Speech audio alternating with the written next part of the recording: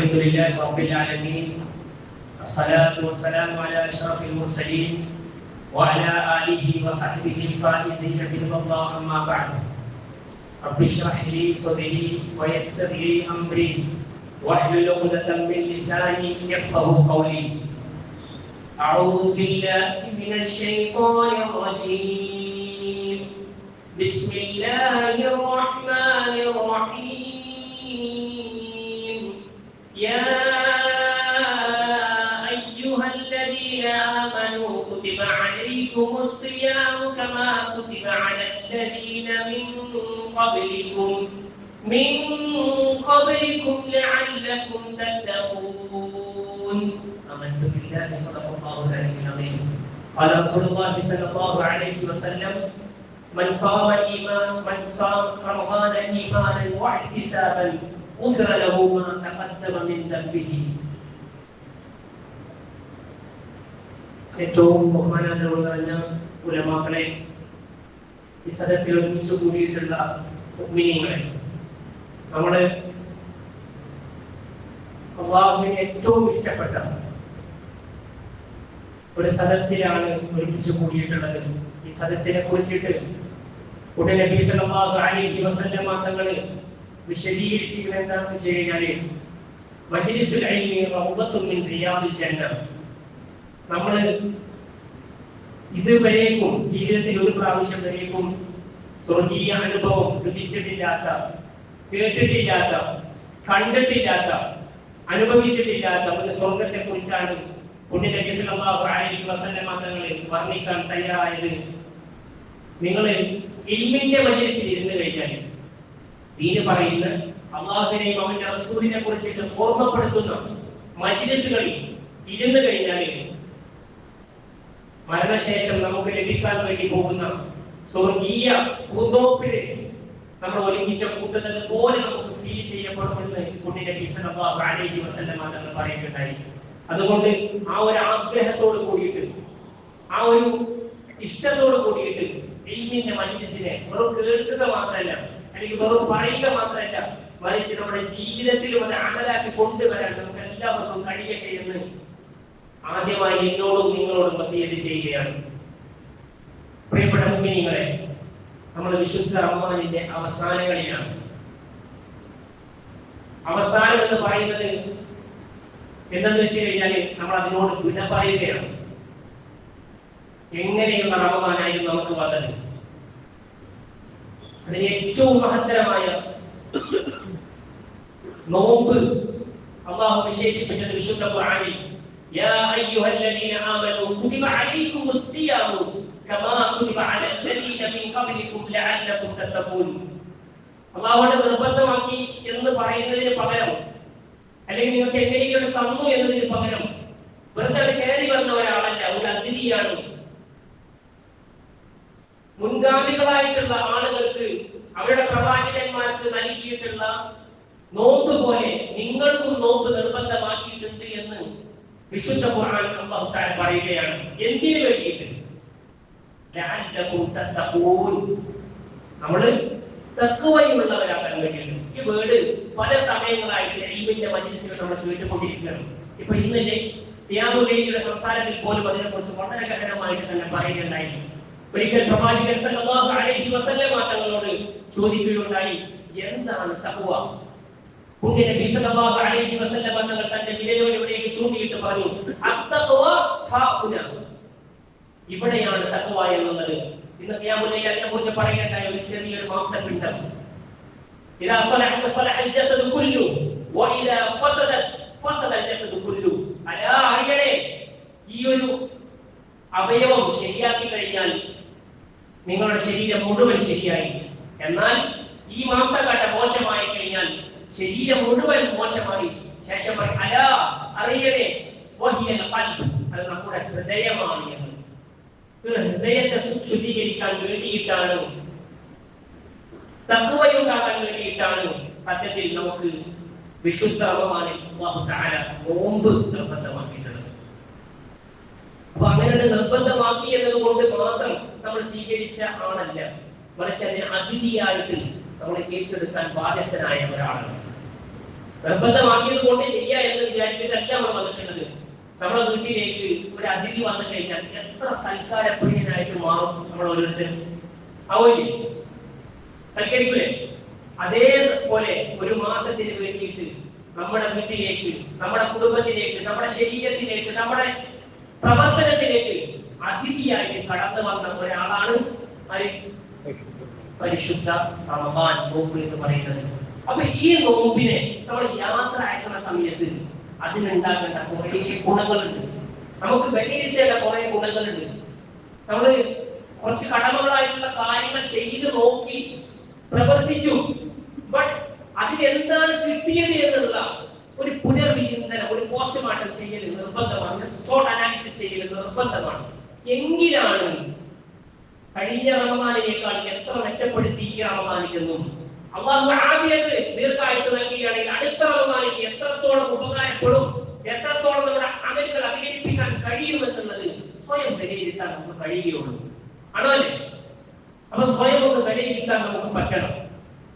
അത് വേറൊരാള് നമ്മളെ വിലയിരുത്തുന്നതിന്റെ മുന്നേ തന്നെ നമ്മൾ സ്വയം നമ്മളൊന്ന് വിലയിരുത്താൻ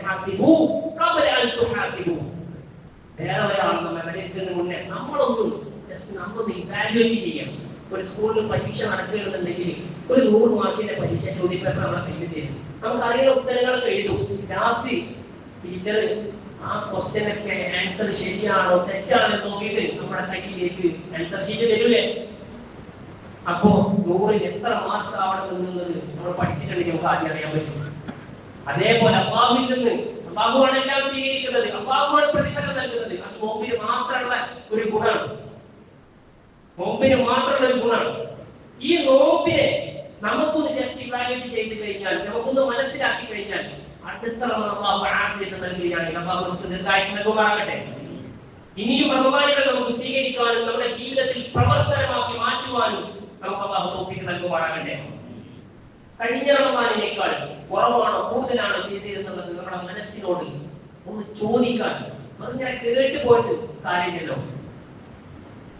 ദീനി അമലുകൾ ധാരാളം നടന്നുകൊണ്ടിരിക്കുന്നുണ്ട്, ദീനി സംസാരങ്ങൾ ധാരാളം നടന്നുകൊണ്ടിരിക്കുന്നുണ്ട്. പക്ഷെ നമ്മളെ ഒന്ന് പുനർവിചിന്തനം ചെയ്യാൻ, നമ്മളൊന്ന് മനസ്സിനോട് ചോദിക്കാൻ നമുക്ക് പറ്റിക്കഴിഞ്ഞാൽ, ഇങ്ങനെ സംസാര ശേഷി നമുക്ക് മനസ്സുമായിട്ട് കിട്ടിക്കഴിഞ്ഞാൽ എത്ര സുഖമായിരിക്കും. അതിലേക്ക് കുറച്ച് ചിന്തകളാണ് കുറച്ച് സമയം കൊണ്ട് ഞാൻ നിങ്ങളുമായിട്ട് പറയാൻ വേണ്ടി ആഗ്രഹിക്കുന്ന ബഹുതൗഫീഖ് നൽകുമാറാകട്ടെ. അപ്പൊ പ്രിയപ്പെട്ടവരെ, നമ്മൾക്ക് അതിഥിയായിട്ട് വന്നിട്ടുള്ള വിശുദ്ധ റമദാൻ നോമ്പ് എന്നുള്ളത് തഖ്വയുണ്ടാക്കാൻ വേണ്ടിയിട്ടുള്ളതാണ്. അപ്പൊ ഈ അതിഥിയായിട്ട് വന്നിട്ടുള്ള അതിഥിയെ നമ്മൾ നേരാവണ്ണം സൽക്കരിച്ചോ, ഭക്ഷണം കൊടുത്തോ, അവരെ നല്ല രീതിയിൽ ട്രീറ്റ് ചെയ്തോ, അല്ലെങ്കിൽ അവരെ വിഷമിപ്പിച്ചോ എന്നുള്ളത് നമ്മളൊന്ന് മനസ്സിലാക്കുന്നത് നല്ലതാണ്. കുറച്ച് മുന്നേ ഹദീസ് ഓതിയില്ലേ, മൻ സാമ റമദാന ഈമാനൻ വഹ്തിസാബൻ ഉസ്റ ലഹു മാ തഖദ്ദമ മിൻ ദംബി. ഒരാള് നോമ്പ് നോക്കുകയാണ് വിശ്വാസത്തോടു കൂടിയിട്ട്, പ്രതിഫലം ആഗ്രഹിച്ചിട്ട്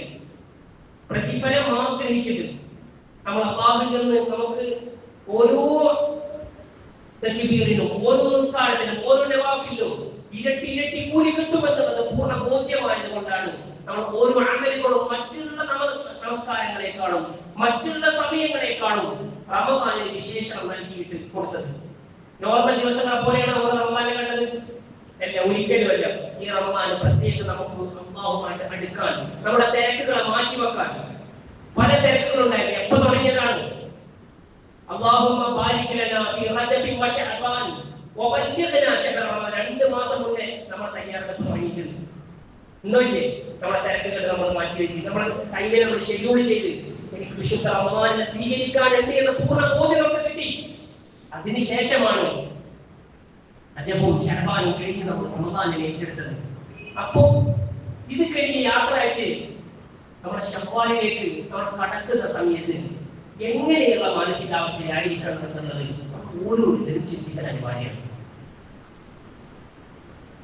ഞാൻ പറഞ്ഞു വരുന്നത് എന്താ വെച്ച് കഴിഞ്ഞാൽ, 2 മാസം മുന്നേ തയ്യാറായി നമ്മുടെ തിരക്കുകൾ, നമ്മുടെ എല്ലാ മശൂലുകളും, നമ്മുടെ എല്ലാ പ്രശ്നങ്ങളും എല്ലാം മാറ്റിവെച്ച് അല്ലാഹുവിലേക്ക്, പള്ളിയിലേക്ക്, സ്വതക്കയിലേക്ക്, ദാനധർമ്മങ്ങളിലേക്ക്, സഹായങ്ങളിലേക്ക് മാറണമെന്നുള്ള തോന്നൽ നമുക്ക് ഉണ്ടായിട്ടുണ്ട്.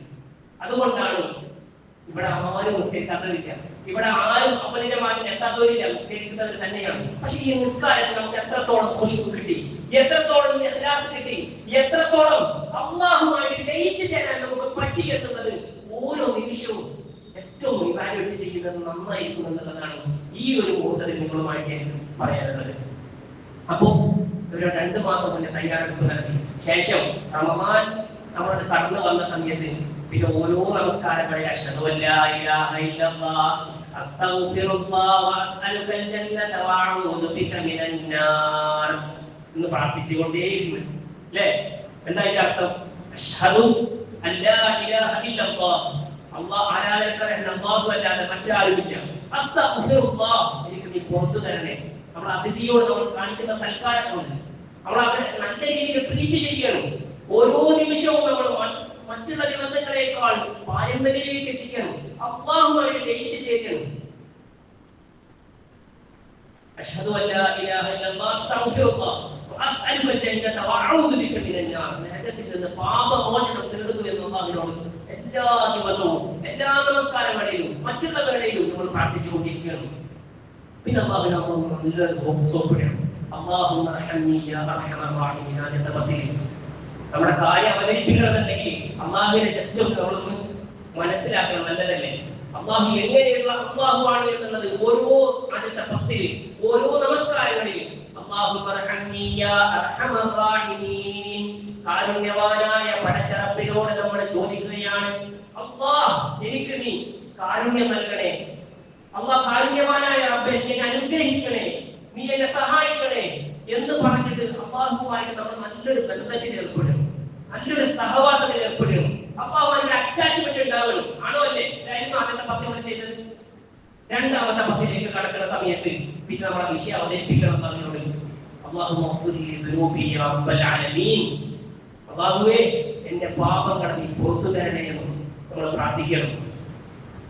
ഞാൻ ചെയ്തതും നിങ്ങൾ ചെയ്തതും ഇനി വരാനുള്ള ഉമ്മത്ത് ചെയ്യാൻ വേണ്ടി പോകുന്നതും മുന്നേറുന്ന ഉമ്മത്ത് ചെയ്ത കാര്യങ്ങളൊക്കെ നമ്മൾ അല്ലാഹുവിനോട് പ്രശ്നമായിട്ട് പരിഹാരത്തിനായിട്ട് കൈകൾ ഉയർത്തണം. നമ്മുടെ ഖിയാമുൽ-ലൈലുകളിൽ, നമ്മുടെ തറാവീഹുകളിൽ, നമ്മുടെ നിർബന്ധിത നമസ്കാരങ്ങളിൽ, നവാഫിലുകളിൽ, ഓരോ നടത്തത്തിൽ, ഓരോ ഇരുത്തത്തിൽ എല്ലാം നമ്മൾ അല്ലാഹുവുമായിട്ട് റബ്ബേ ചെയ്ത അപദാനങ്ങൾ, അപവാദങ്ങൾ, തെറ്റുകൾ എന്ന് പുറത്തു തരണേ എന്ന് ഓരോന്നായിട്ട് നമ്മൾ എണ്ണി എണ്ണി കരഞ്ഞുകൊണ്ട് ഗദ്ഗതകണ്ഠനായിട്ട് നമ്മൾ ചോദിക്കും.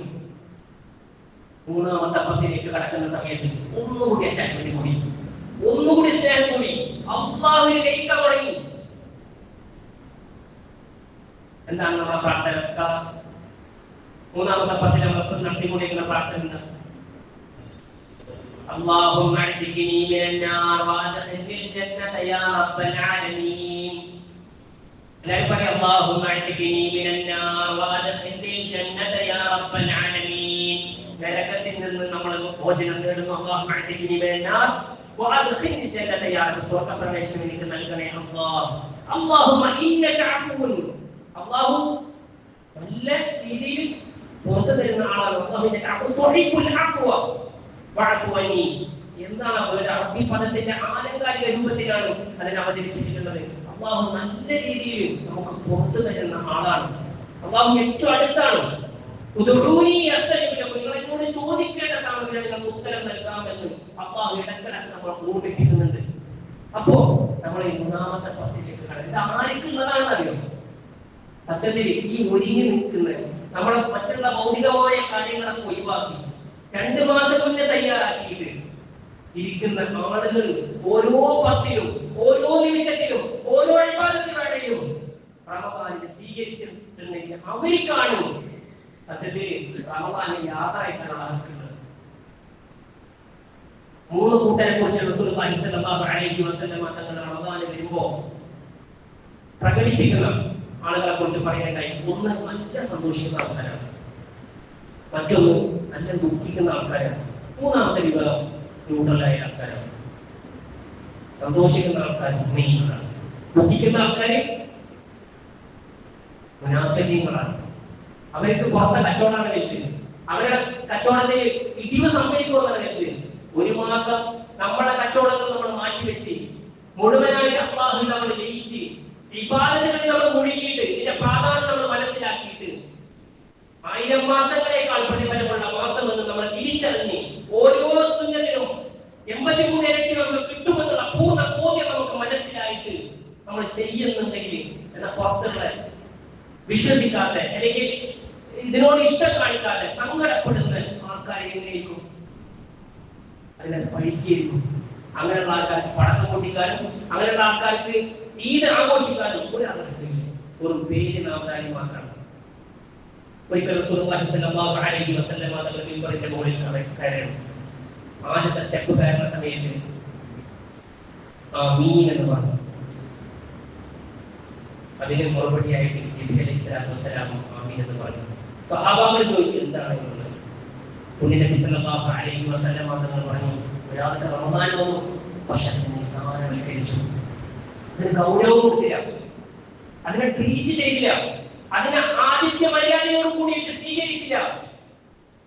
അങ്ങനെയുള്ളവർക്ക് അല്ലാഹുവിന്റെ റസൂലിന്റെ ശുപാർശ ലഭിക്കില്ല എന്ന് പുണ്യ നബി മുഹമ്മദ് മുസ്തഫ സല്ലല്ലാഹു അലൈഹി വസല്ലം തങ്ങൾ പറയുകയുണ്ടായി. അല്ലാഹുവിന്റെ റസൂലിന്റെ ശുപാർശകളിൽ പെടുത്തുന്ന അടിമകളാക്കിയിട്ട് നമ്മൾ ഓരോരുത്തരെയും മാറ്റി അനുഗ്രഹിക്കുമാറാകട്ടെ. നമ്മുടെ യുദ്ധവും നമ്മുടെ കേൾവിയും നമ്മുടെ നമസ്കാരവും നമ്മുടെ നോമ്പും നമ്മുടെ എല്ലാ നവാഫിലും നമ്മുടെ സൽക്കർമ്മവും അല്ലാഹുവിന് ഇഷ്ടപ്പെട്ട അമലാക്കി സ്വീകരിക്കുമാറാകട്ടെ. പ്രിയപ്പെട്ടവരെ, അങ്ങനെയുള്ളവർക്കാണ് ഈദിനെ ആഘോഷിക്കാനെന്ന് പറയുന്നത്. ശേഷം നമ്മൾ അല്ലാഹുവുമായിട്ട് ലയിച്ച് ചെയ്യുകയാണ്. ഓരോ പത്തിലും ഇപ്പോ ആദ്യത്തെ പത്തിലുണ്ടായിരുന്ന ഫീലിംഗ് ആണോ സത്യത്തിൽ വിശ്വാസികളായിട്ടുള്ള ആളുകൾക്ക് ഫീൽ ചെയ്യുന്നത്? ഓരോ ദിവസം ഇപ്പൊ അവസാനങ്ങളിലൊക്കെ ഖിയാമുല്ലൈലുകളൊക്കെ എത്ര കണ്ണനായിട്ടാണ് അല്ലാഹുവുമായി അടുത്തിട്ടാണ് നമ്മുടെ ഓരോ കാര്യങ്ങളും മുന്നോട്ട് പോകുന്നത്. ചെയ്യുന്ന ആൾക്കാർ, ചെയ്യുന്ന ആൾക്കാരെ കൂടുതൽ സൽക്കർമ്മങ്ങൾ ചെയ്യുന്ന ആളുകൾ അവർക്ക് അല്ലാഹുവുമായിട്ട് അറ്റാച്ച്മെന്റ് പറ്റാതെ വന്നിട്ടുണ്ട്. ഇതിന്റെ അർത്ഥം അവർ അല്ലാഹു കാണുന്ന കണ്ണ് അവരായിട്ടുണ്ട്, അല്ലാഹു ചെയ്യുന്ന പ്രവൃത്തികൾ അവരായിട്ടുണ്ട്, അല്ലാഹു നടക്കുന്ന കാലവരായിട്ടുണ്ട്, അല്ലാഹു ചെയ്യുന്ന കൈ അവരായിട്ടുണ്ട്. ഇതിനർത്ഥം നന്മയിലേക്ക് അവർ പോകുള്ളൂ. ഈ ഒരു പ്രവർത്തനം നമ്മുടെ റമദാൻ കഴിഞ്ഞു പോയാലും നമ്മുടെ ജീവിതത്തിൽ ഉണ്ടാക്കാൻ കഴിഞ്ഞാൽ വിജയികളാവും. അപ്പോഴാണ് ഉപൂലിയത്തി എന്ന് പറയുന്ന ഒരു സംഗതി ഉണ്ടാവുക. ഇപ്പൊ ചെയ്തു പോയ കാര്യങ്ങൾ നമ്മൾ സലാം പറഞ്ഞ് യാത്ര അയക്കണം. അസ്സലാമു അലൈക്കും യാ ശഹ്റു റമദാൻ എന്ന് പറഞ്ഞിട്ട് നമ്മൾ റമദാനിന്റെ യാത്ര അയക്കുന്നത്. നമ്മൾ ചെയ്ത ഓരോ പ്രവൃത്തികളും പറഞ്ഞിട്ട് നമ്മൾ യാത്ര അയക്കുന്നത്. ഒരു വീട്ടിലെ ഏറ്റവും ഇഷ്ടപ്പെട്ട ഒരാൾ മരിച്ചു പോകുന്ന സമയത്ത് എത്രത്തോളം വേദന ഉണ്ടാവും? സ്വന്തം ഭാര്യ, ഉമ്മ, ഉപ്പ വീട്ടിൽ നിന്ന് മരിച്ചു പോകുന്ന സമയത്ത് എത്ര വേദന ഉണ്ടാവും? അതേ ഒരു വേദനയും അപ്പേ ഈ റമദാൻ കഴിഞ്ഞാൽ എനിക്ക് ഈ റമദാൻ കിട്ടുമോ എന്നുള്ള ഒരു പേടിയിലാണ്, വിഷമത്തിലാണ് നമ്മൾ ഈ റമദാനിനെ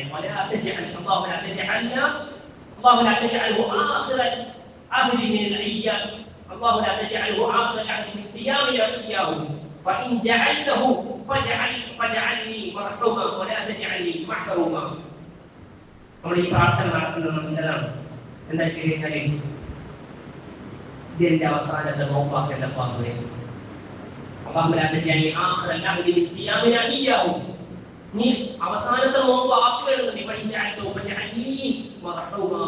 എനിക്ക് റഹ്മത്ത് ചെയ്യണേ അല്ലാഹ്, അനുഗ്രഹിക്കണേ അല്ലാഹ്, ആ എല്ലാ പ്രതിഫലവും എനിക്ക് ലഭിക്കണേ അല്ലാഹ്, എന്റെ പാപങ്ങൾ നീ പുറത്തു തരണേ അല്ലാഹ് എന്നുള്ളത് നമ്മൾ ഈ സമയങ്ങളിൽ നിരന്തരം പ്രാർത്ഥിക്കുന്നതായിരിക്കും.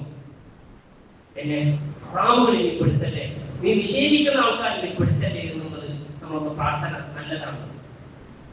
അപ്പോ നമ്മൾ സലാം പറഞ്ഞിട്ട് നമ്മുടെ ഈ റമദാനിനെ യാത്ര അയക്കുമ്പോൾ ചുരുക്കത്തിൽ ഞാൻ പറഞ്ഞിരുന്നത് നിങ്ങളോട് ജസ്റ്റ് ഒന്ന് എല്ലാവരും ഉറക്കണ്ടെങ്കിൽ കുഴപ്പമില്ല, ഉറങ്ങിപ്പോകരുത്. ജസ്റ്റ് ഒന്ന് കണ്ണടച്ചിട്ട് നമ്മുടെ നെഞ്ചിനോടൊന്ന് കൈ വെച്ചിട്ട് ഒരു ദീർഘശ്വാസം ഉള്ളിലേക്ക് എടുത്ത് അതേ ശ്വാസത്തിന്റെ സ്പീഡിൽ നിന്ന് പുറത്തേക്ക് വിടുന്ന നേരം നമ്മൾ ചെയ്ത ഓരോ കാര്യങ്ങളും അല്ലാഹു നൽകിയ അനുഗ്രഹങ്ങൾ ഈ റമദാനിൽ പ്രത്യേകിച്ച് മറ്റുള്ള റമദാനിൽ നിന്ന് വ്യത്യസ്തമായിട്ട് നമുക്ക് കിട്ടിയ അനുഗ്രഹങ്ങൾ അല്ലാഹു നൽകിയ ആഫിയത്ത് മാഷാ അല്ലാഹ് നമുക്ക് ഖിയാമുല്ലൈൽ നമസ്കരിക്കാൻ പറ്റി, ഇമാമു ജമാഅത്ത് നമസ്കരിക്കാൻ പറ്റി, കൂടുതൽ നവാഫിലുകൾ നമുക്ക് അധികരിപ്പിക്കാൻ പറ്റി.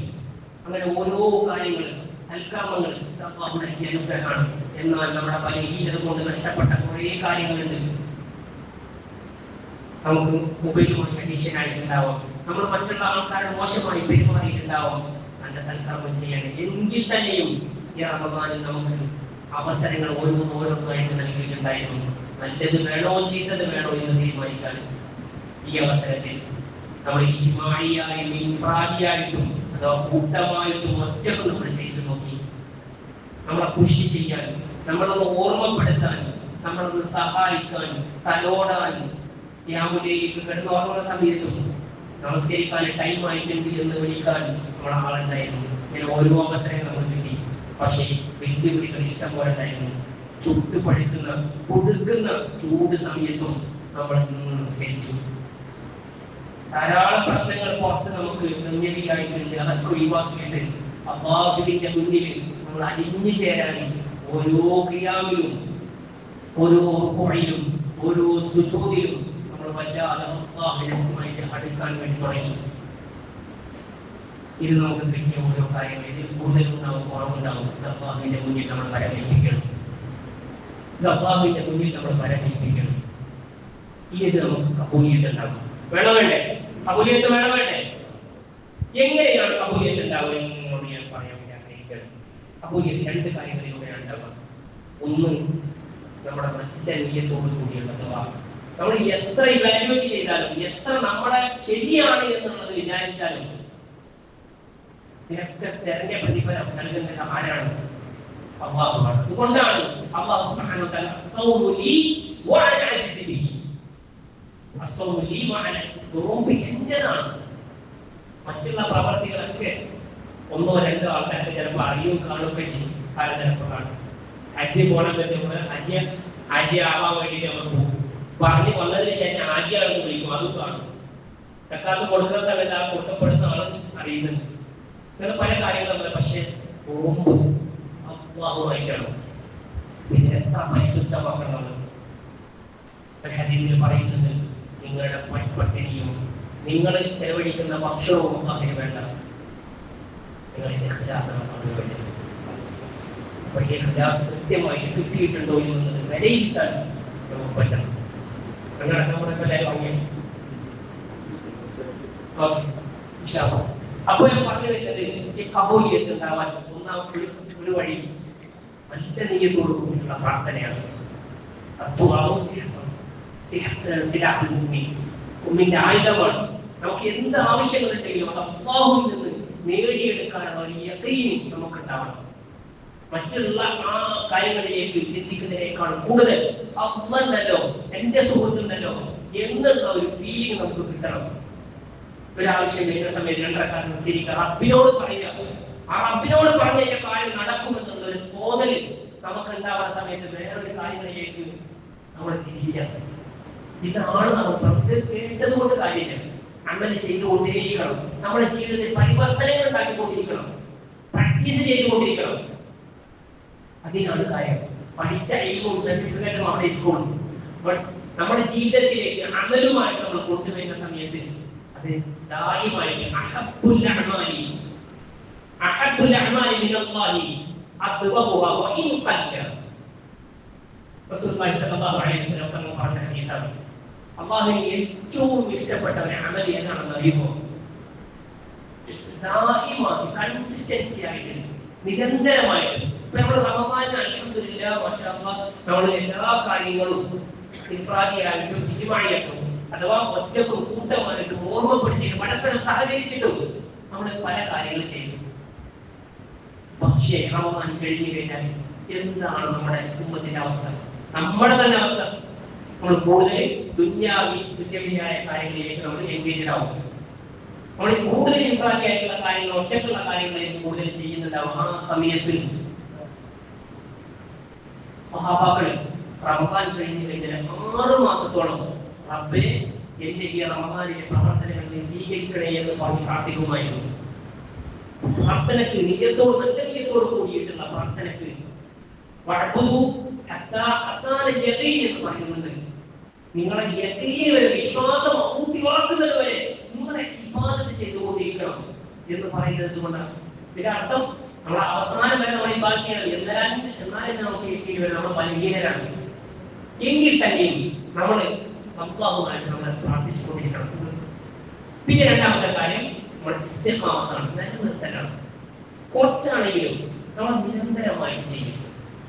കഴിഞ്ഞ ദിവസം പകൽ പോലെ ഉദാഹരണം പറയുന്നത് നമ്മൾ പാറമൊക്കെ തിന്ന വെള്ളം അല്ലേ, ഒരിച്ചു വരുന്ന സമയത്ത് ഇതിന്റെ ഫീലിംഗ് ഉണ്ടാവില്ല, അതിന്റെ കാഴ്ച ഉണ്ടാവില്ല. എന്നാൽ നിരന്തരമായി അതിൽ ഇങ്ങനെ ഡ്രോപ്പ് ആക്കി ഇരിക്കുന്ന സമയത്ത് അവിടെ ഓട്ട വരാൻ തുടങ്ങും. Consistency is the key of success. നമ്മുടെ ലക്ഷ്യത്തിന്റെ ജീവിത സാഫല്യത്തിന്റെ ഏറ്റവും നല്ല വഴി എന്താണെന്ന് വെച്ച് കഴിഞ്ഞാൽ നിരന്തരമായി ചെയ്യാം. ഒരാൾക്ക് വെയിറ്റ് കുറക്കണം, ആ വെയിറ്റ് കുറക്കാൻ വേണ്ടിയിട്ട് അദ്ദേഹം ആഗ്രഹിച്ചു. ആദ്യം ജിമ്മിൽ പോയി, പിന്നെ ഫുഡൊക്കെ ഒന്ന് കൺട്രോൾ ചെയ്തു, 2 ദിവസം ചെയ്തു. അദ്ദേഹത്തിന് 10 കിലോ കുറക്കണം എന്ന് പറഞ്ഞ് നടക്കുമോ? ഷുഗർ നോർമൽ ആവാന്ന് വിചാരിച്ച് നടക്കുമോ? നടക്കുമോ? ഇല്ല, നടക്കില്ല. ഇതിനെന്ത് വേണം? നിരന്തരമായി നമ്മൾ ചെയ്യണം. അപ്പോ അഹബ്ബുൽ അഅമാലി മിനല്ലാഹി അദ്വമുഹാ വഇൻ കല്ല, കുറച്ചാണെങ്കിലും. റസൂലുള്ളാഹി സ്വല്ലല്ലാഹു അലൈഹി വസല്ലം ആയിഷ ബീവിയിൽ നിന്ന് നിവേദനം ചെയ്ത ഒരു ഹദീസുണ്ട്. പറയുന്നത് ഒരാള് രാത്രി നമസ്കാരങ്ങളൊക്കെ ചെയ്ത അവനാമ ഒരാൾ ഉറങ്ങിപ്പോയി. രാത്രി ചെയ്യുന്ന നമസ്കാരങ്ങൾ കാര്യങ്ങളൊക്കെ സ്ഥിരമായിട്ട് ചെയ്യുന്നുണ്ട്. ബട്ട് അന്നത്തെ ദിവസം ഉറങ്ങിപ്പോയി. അദ്ദേഹം ചെയ്തത് ഓർമ്മ വന്നത് രാവിലെ സുബഹി മുതൽ ളുഹർ വരെ ആ കർമ്മങ്ങൾ ചെയ്തു കഴിഞ്ഞാൽ നിങ്ങളുടെ അഭിപ്രായം എന്താ? അദ്ദേഹം രാത്രി ചെയ്ത കൂലി കിട്ടോ? കൂലി കിട്ടുമെന്ന് നബി മുഹമ്മദ് മുസ്തഫ. മറ്റൊരു ഹദീസിൽ കാണുന്നത് ഈ വ്യക്തി ഒരു യാത്രക്കാരനായി അല്ലെങ്കിൽ രോഗിയായി മാറി. അദ്ദേഹം ഇബാദത്ത് നിരന്തരമായിട്ട് മുസ്തഖീമായിട്ട് ചെയ്യുന്ന ആളാണ്, ഇസ്തിഖാമത്തോടുകൂടി ചെയ്യുന്ന ആളാണ്. പക്ഷെ രോഗം കൊണ്ടോ അല്ലെങ്കിൽ യാത്ര കൊണ്ടോ അദ്ദേഹത്തിന് അമൽ നഷ്ടപ്പെട്ടു കഴിഞ്ഞാൽ നബി മുഹമ്മദ് മുസ്തഫ സല്ലല്ലാഹു അലൈഹി വസല്ലം പറയുകയാണ്, അദ്ദേഹത്തിന് ആ പ്രവൃത്തി ചെയ്തതുപോലെ അമൽ കിട്ടുമെന്നും. കൂടുതൽ അമലുകൾ ചെയ്യാനും കൂടുതൽ നമ്മൾ ഒപ്പത്തിലുണ്ടാവും, ശ്രദ്ധയായിട്ടുണ്ടാവും ഉള്ള സമയത്ത്, ആദ്യത്തുള്ള സമയത്ത് നല്ല രീതിയിൽ ചെയ്ത് കഴിഞ്ഞാൽ നമ്മൾ വയോവൃദ്ധനായിട്ട് മാറുന്ന സമയത്ത് അമലുകൾ കൂടുതൽ സ്വീകരിക്കപ്പെടും. വിഷമമില്ലായിട്ട് ഇവിടെ അനുഭവിക്കുന്നത് വയസ്സായ ആൾക്കാരാണ്.